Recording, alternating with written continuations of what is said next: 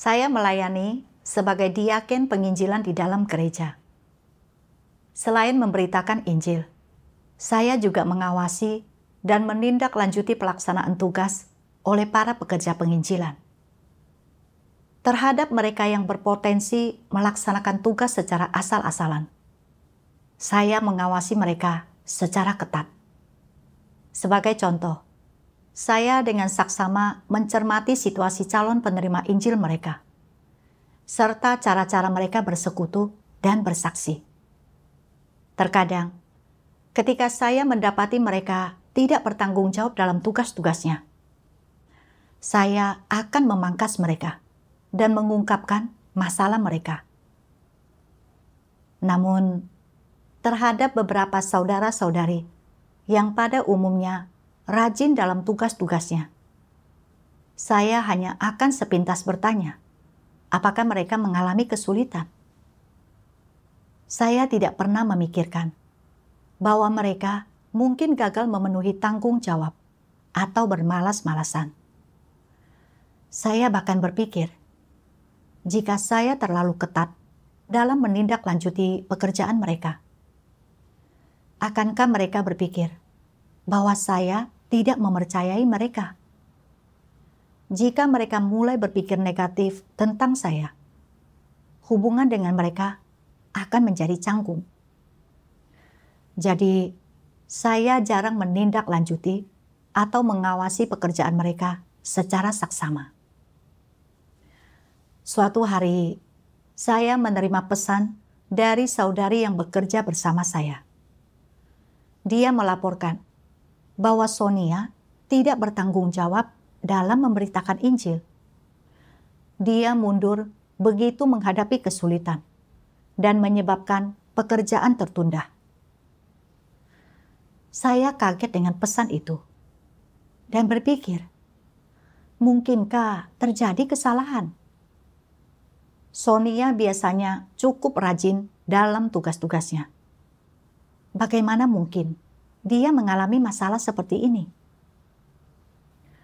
Meskipun saya berjanji untuk menyelidikinya, saya tidak percaya hal semacam itu telah terjadi. Jadi, saya hanya sepintas bertanya kepada Sonia tentang situasinya dalam memberitakan Injil. Dia berkata bahwa belakangan ini dia menghadapi sejumlah kesulitan dalam memberitakan Injil. Beberapa calon penerima Injilnya memiliki banyak gagasan keagamaan, sedangkan yang lain tidak menanggapi pesan-pesannya. Waktu itu saya berpikir, haruskah saya memeriksa pekerjaannya untuk melihat apakah ada masalah? Namun saya berpikir, Sonia biasanya bersikap baik dalam bertugas. Jika saya memeriksa pekerjaannya secara menyeluruh, akankah dia merasa bahwa saya tidak mempercayainya dan meragukannya? Jika itu terjadi, pertemuan kami setiap harinya akan menjadi sangat canggung. Jika dia berpikir negatif tentang saya, akan sulit bekerja sama dengannya di kemudian hari.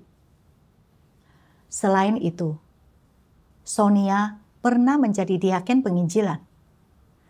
Jadi seharusnya dia paham cara untuk mencapai suatu hasil. Dia tidak akan melepaskan tanggung jawab dan mundur dari kesulitan. Karena dia mengajukan sejumlah alasan, pastilah dia benar-benar menghadapi masalah. Jadi, saya tidak menyelidikinya lebih jauh. Beberapa hari kemudian, saudari yang bekerja sama dengan saya itu melapor lagi bahwa Sonia tidak bertanggung jawab dalam memberitakan Injil. Ia tidak berusaha bersekutu dan bersaksi kepada calon penerima Injil. Kali ini, saya merasa ada sesuatu yang aneh. Karena saudari yang bekerja sama dengan saya itu telah berulang kali melaporkan masalah Sonia. Saya tidak dapat mengabaikannya lagi.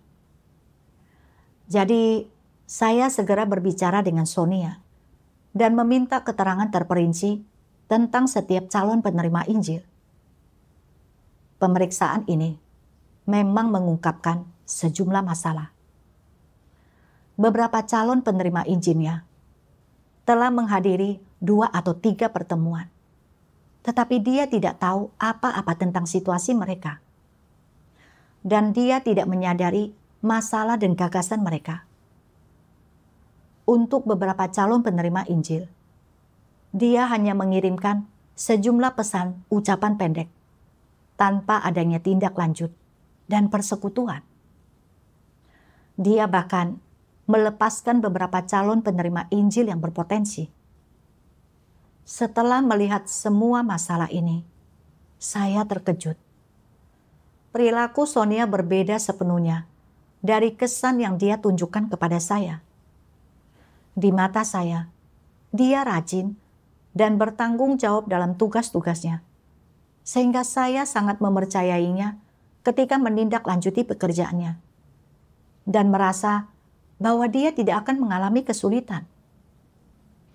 Bahkan ketika saya menangkap adanya masalah pada Sonia, saya tidak menganggapnya serius. Saya mulai bertanya dalam hati, mengapa saya begitu mempercayainya? Mengapa saya tidak menindaklanjuti dan memahami pekerjaannya secara saksama, seperti yang saya lakukan pada orang lain? Saya merasa mendapat teguran keras. Meskipun pada akhirnya saya menemukan masalah-masalahnya, kini sudah terlalu terlambat untuk memperbaiki kerugian yang telah terjadi. Ketika merenungkan peristiwa itu, saya membaca sebuah bagian firman Tuhan. Tuhan Yang Maha Kuasa berfirman, "Para pemimpin palsu memiliki kekurangan yang fatal. Mereka cepat mempercayai orang berdasarkan imajinasi mereka sendiri. Ini disebabkan karena tidak memahami kebenaran, bukan? Bagaimana cara firman Tuhan menyingkapkan esensi umat manusia yang rusak? Mengapa mereka mempercayai manusia, padahal Tuhan tidak? Para pemimpin palsu sangat congkak dan merasa dirinya benar, bukan? Yang mereka pikirkan adalah, aku tidak mungkin salah menilai orang ini, seharusnya tidak ada masalah dengan orang yang telah kunilai cocok ini. Dia pasti bukan orang yang suka makan, minum, dan bersenang-senang, atau yang menyukai kenyamanan dan membenci kerja keras. Dia benar-benar dapat diandalkan dan dapat dipercaya. Dia tidak akan berubah. Jika dia berubah, itu pasti berarti aku keliru tentang dia, bukan? Logika macam apa ini? Apakah engkau adalah orang yang ahli? Apakah engkau memiliki penglihatan sinar X? Apakah engkau memiliki keahlian khusus itu? Engkau bisa saja hidup bersama seseorang selama 1 atau 2 tahun. Tetapi, akankah engkau mampu melihat siapa diri mereka yang sebenarnya tanpa lingkungan yang sesuai untuk menyingkapkan esensi natur mereka sepenuhnya?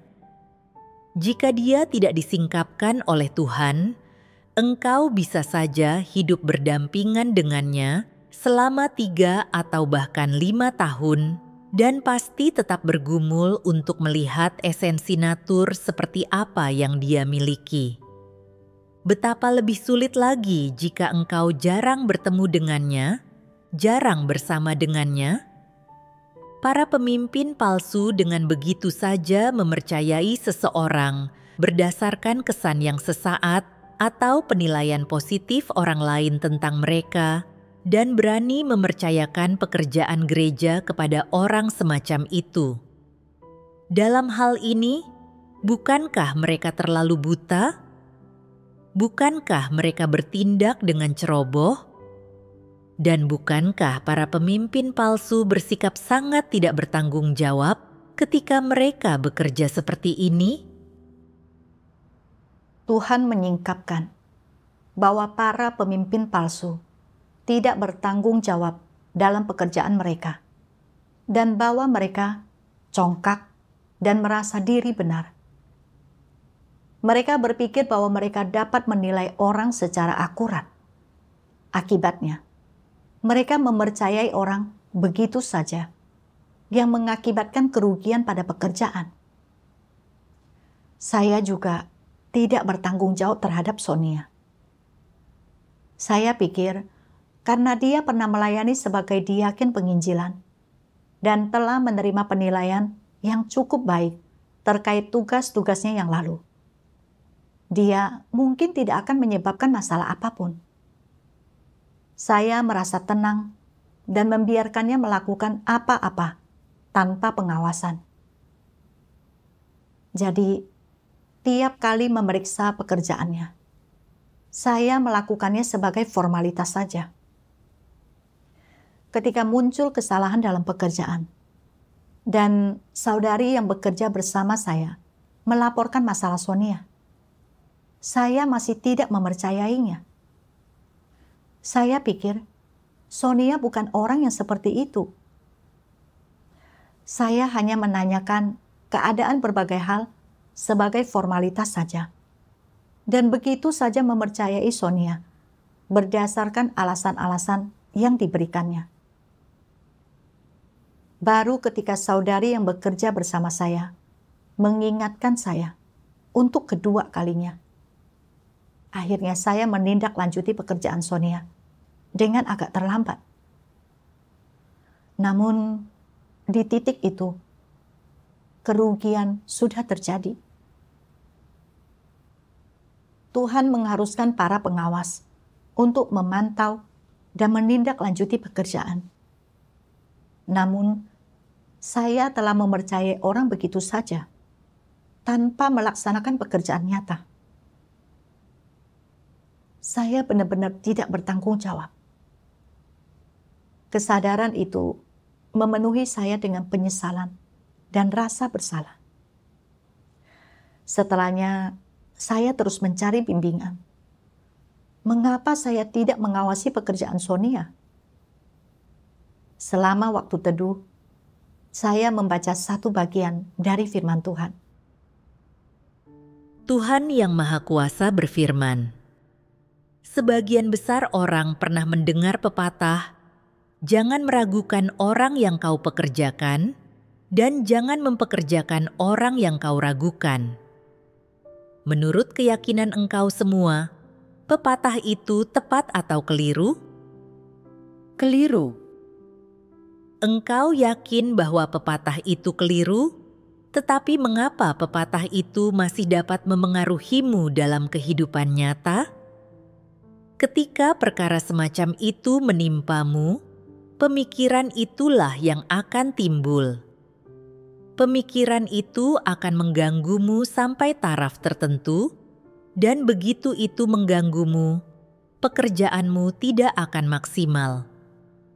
Jadi, jika engkau yakin bahwa pepatah itu keliru dan telah menentukan bahwa itu keliru, mengapa engkau masih terpengaruh olehnya dan mengapa engkau masih menggunakannya untuk menghibur dirimu sendiri? Karena manusia tidak memahami kebenaran, mereka lemah dalam melakukan penerapan menurut firman Tuhan. Jadi, mereka akan menggunakan falsafah iblis tentang cara berinteraksi dengan orang lain sebagai prinsip atau kriteria dalam melakukan penerapan. Itulah salah satu alasannya. Adakah yang lain?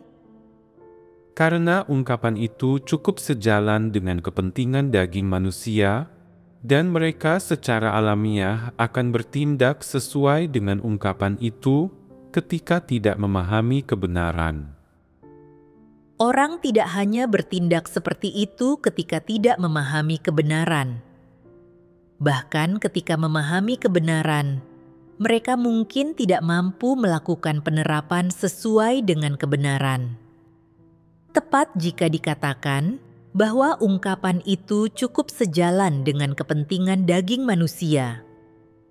orang lebih memilih untuk mengikuti siasat curang atau falsafah iblis tentang cara berinteraksi dengan orang lain untuk melindungi kepentingan daging mereka sendiri daripada menerapkan kebenaran.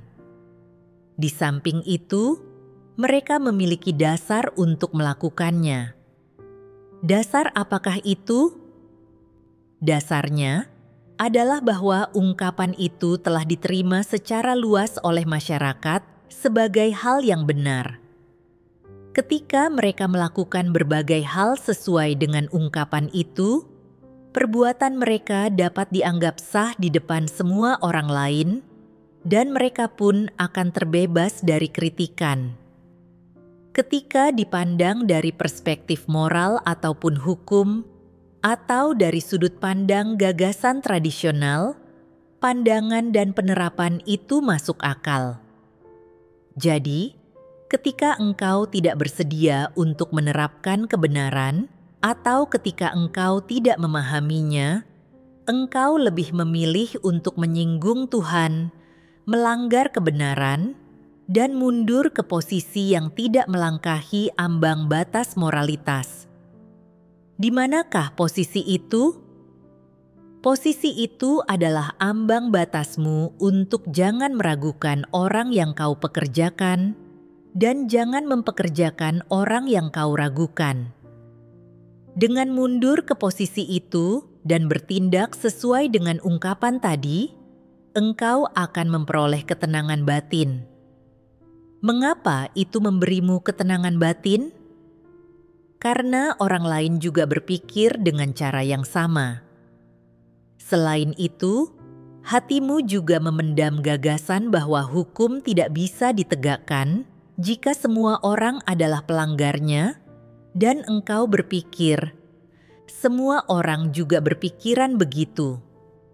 Jika aku melakukan penerapan sesuai dengan ungkapan itu, tidak masalah jika Tuhan mengutukku, karena aku tidak dapat melihat Tuhan ataupun menyentuh Roh Kudus.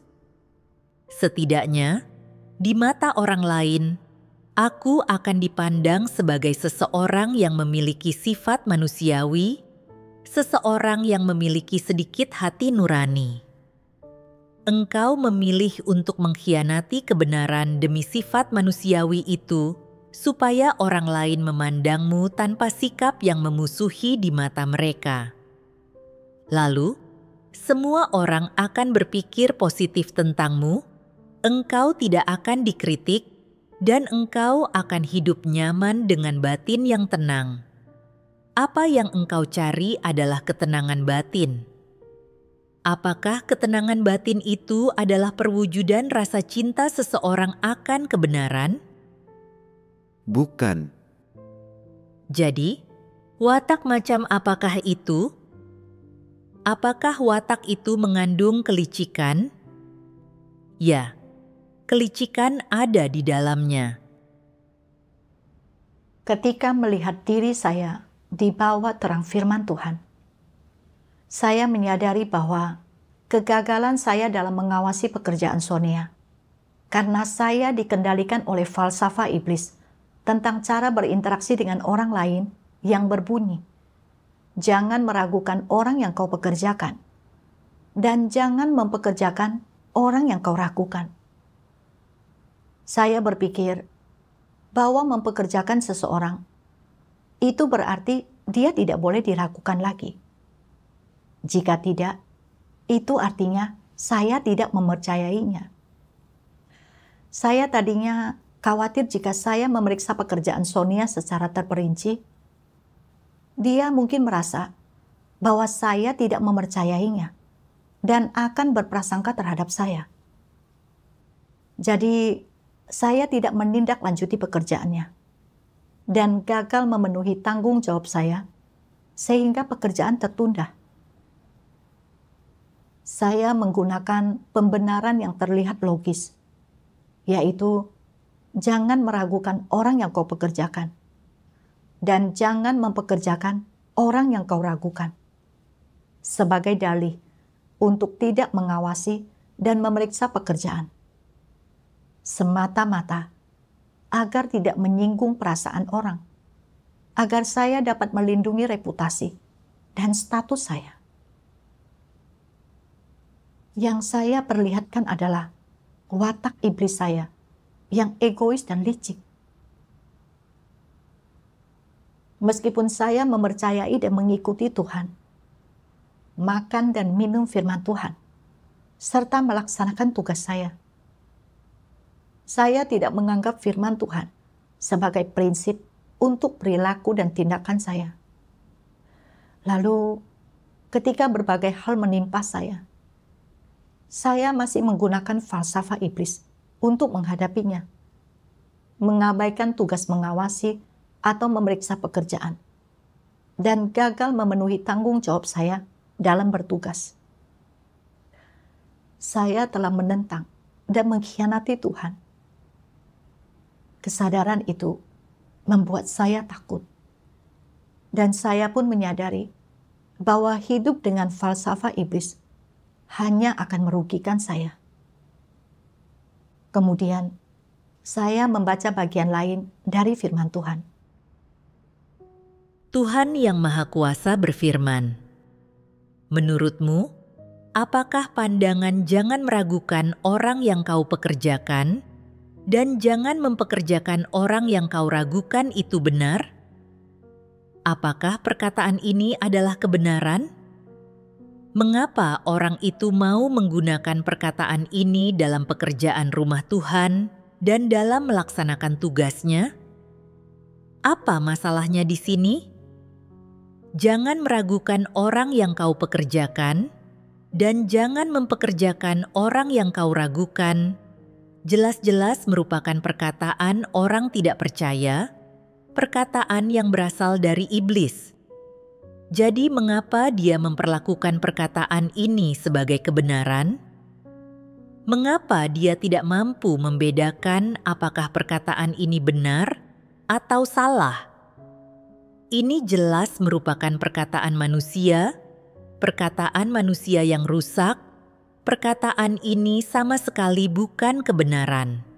Sangat bertentangan dengan firman Tuhan dan tidak boleh dijadikan sebagai standar untuk tindakan, perilaku, dan penyembahan manusia kepada Tuhan. Jadi, bagaimana perkataan ini harus diperlakukan? Jika engkau benar-benar mampu membedakan standar kebenaran seperti apa yang harus kau gunakan sebagai penggantinya untuk berfungsi sebagai prinsip dalam melakukan penerapanmu, itu seharusnya adalah laksanakan tugasmu dengan segenap hati, segenap jiwa, dan segenap pikiranmu. Bertindak dengan segenap hatimu, dan dengan segenap jiwamu, dan dengan segenap pikiranmu, artinya tidak boleh dikekang oleh siapapun. Itu artinya menjadi sehati sepikiran, dan tidak lebih dari itu.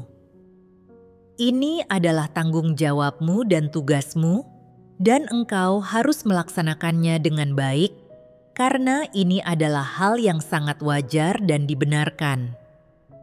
Masalah apapun yang kau hadapi, engkau harus bertindak berdasarkan prinsip. Tanganilah semua itu sebagaimana mestinya. Jika pemangkasan diperlukan, lakukanlah. Dan jika pemberhentian diperlukan, lakukanlah. Singkatnya, bertindaklah berdasarkan firman Tuhan dan kebenaran. Bukankah ini adalah prinsipnya? Bukankah ini kebalikan dari ungkapan, "Jangan meragukan orang yang kau pekerjakan, dan jangan mempekerjakan orang yang kau ragukan"? Apa artinya jangan meragukan orang yang kau pekerjakan dan jangan mempekerjakan orang yang kau ragukan? Artinya, jika engkau telah mempekerjakan seseorang, engkau tidak boleh meragukannya, engkau harus melepaskan kendalimu atasnya, tidak mengawasinya, dan membiarkannya melakukan apa yang dia inginkan. Dan jika engkau meragukannya, engkau seharusnya tidak mempekerjakannya. Bukankah ini arti ungkapan itu? Ungkapan ini sangat salah. Manusia telah dirusak sedemikian dalamnya oleh iblis. Semua orang memiliki watak iblis dan mampu mengkhianati Tuhan dan menentang Tuhan. Bisa dikatakan tak seorang pun bisa dipercaya. Meskipun seseorang bersumpah, itu tidak ada gunanya karena manusia dikekang oleh watak rusak mereka dan tak mampu mengendalikan diri mereka sendiri. Mereka harus menerima penghakiman dan hajaran Tuhan sebelum mereka mampu menyelesaikan masalah watak rusak mereka dan sepenuhnya menyelesaikan masalah penentangan dan pengkhianatan mereka terhadap Tuhan, menyelesaikan sumber dosa manusia. Semua orang yang belum melewati penghakiman dan penyucian Tuhan dan belum memperoleh keselamatan tidak dapat diandalkan. Mereka tidak layak dipercaya. Oleh karena itu, ketika engkau menggunakan seseorang, engkau harus mengawasi dan mengarahkan mereka. Selain itu, engkau harus memangkas mereka dan sering mempersekutukan kebenaran. Dengan begini, barulah engkau dapat melihat dengan jelas apakah dia dapat terus digunakan atau tidak. Jika ada orang-orang yang mampu menerima kebenaran, menerima diri mereka dipangkas, mampu melaksanakan tugas mereka dengan setia, dan yang mengalami kemajuan terus-menerus dalam hidup mereka, maka hanya orang-orang inilah yang benar-benar dapat digunakan. Firman Tuhan menunjukkan jalan penerapan kepada manusia. Meskipun hal tersebut merugikan reputasi atau kepentingan pribadi saya, melaksanakan tugas saya sesuai dengan tuntutan Tuhan adalah prinsip yang harus saya pegang. Sebagai pengawas, memantau, dan menindaklanjuti pekerjaan adalah tugas saya. Siapapun mereka, asalkan mereka berada di bawah tanggung jawab saya harus memantau dan menindaklanjuti mereka.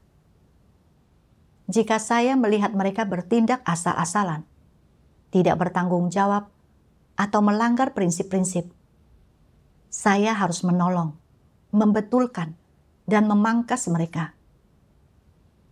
Jika masih tidak memperbaiki kesalahannya, mereka perlu dipindah tugaskan atau diberhentikan. Saya tidak boleh melepas kendali dan mempercayai orang begitu saja, karena itu adalah perwujudan sikap tidak bertanggung jawab dan bodoh. Kita telah sangat dirusak oleh iblis dan sering hidup sesuai dengan watak rusak kita, melaksanakan tugas-tugas kita secara asal-asalan, dan menggunakan tipu muslihat untuk bermalas-malasan. Sebelum watak rusak kita disucikan, tidak ada seorang pun yang dapat diandalkan. Jadi, manusia memerlukan pemimpin dan pekerja untuk mengawasi mereka. Ini juga diperlukan untuk mendorong orang agar melaksanakan tugas-tugas mereka dengan lebih baik. Meskipun Sonia pernah menjadi diaken penginjilan, serta biasanya rajin dan bertanggung jawab dalam tugas-tugasnya, setelah diberhentikan, dia hidup dalam keadaan membatasi dirinya sendiri sebagai orang yang berkualitas rendah. Dia menjadi cenderung negatif dan pasif dalam tugas barunya, sehingga banyak pekerjaan tidak selesai tepat waktu. Ketika pekerjaannya tidak ditindaklanjuti atau diawasi, saya tidak mampu menemukan atau menangani masalah terkait keadaannya tepat waktu. Saya juga membaca bagian firman Tuhan yang lain dan menemukan beberapa jalan penerapan untuk melaksanakan pekerjaan nyata. Tuhan Yang Maha Kuasa berfirman, "Sepenting apapun pekerjaan yang dilakukan seorang pemimpin atau pekerja, dan apapun natur pekerjaan ini, Prioritas nomor satu mereka adalah memahami dan mengerti bagaimana pekerjaan tersebut berlangsung.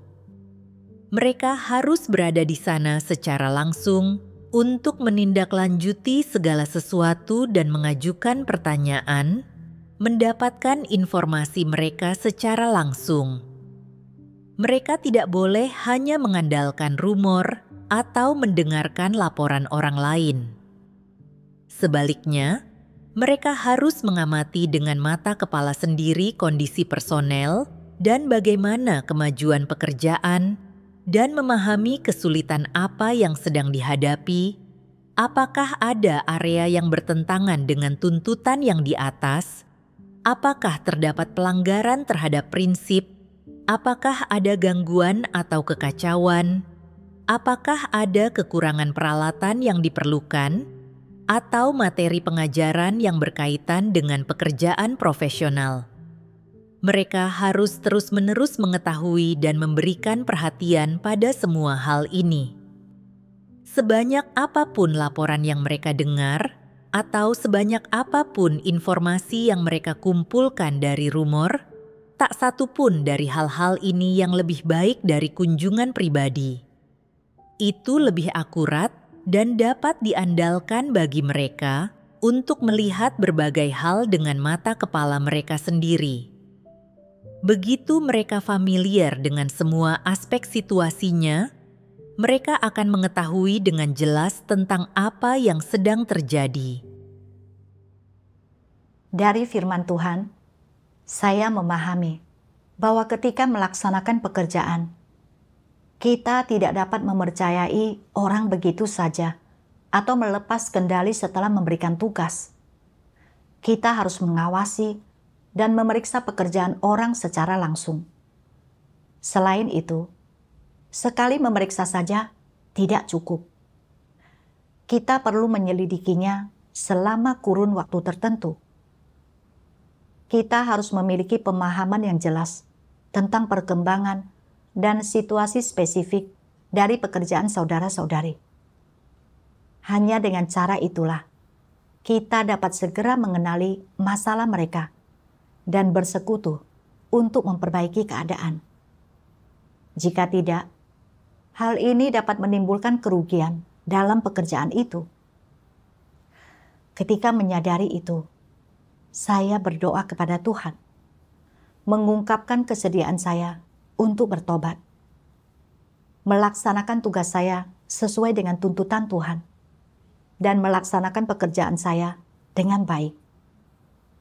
Selama beberapa hari setelahnya, ketika saya menindaklanjuti pekerjaan, saya dengan cermat menyelidiki jalannya pekerjaan saudara-saudari, dan tanpa memandang latar belakang atau pengalaman mereka dalam memberitakan Injil, saya mengawasi dan menindaklanjuti mereka dengan cara yang sama. Belakangan, saya perlu menindaklanjuti pekerjaan saudari Lydia. Dia pernah bekerja sama dengan saya, dan awalnya saya berpikir, dia tahu cara melakukan berbagai hal. Mungkin dia tidak memerlukan pengawasan saya. Namun, ketika pikiran itu timbul, saya menyadari bahwa itu keliru. Saya tidak boleh lagi melaksanakan tugas saya menurut falsafah iblis. Jangan meragukan orang yang kau pekerjakan. Jadi, saya benar-benar berusaha untuk menyelidiki jalannya pekerjaan Lydia. Suatu kali, saya menyadari bahwa hasil pekerjaannya menurun.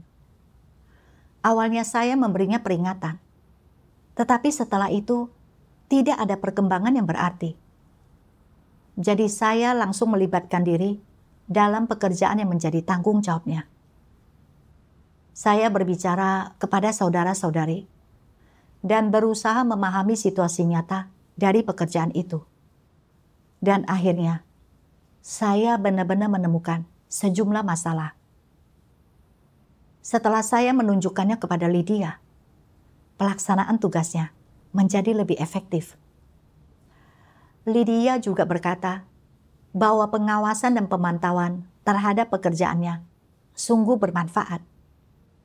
Karena belakangan ini, dia memang cenderung berlama-lama dalam melaksanakan tugasnya.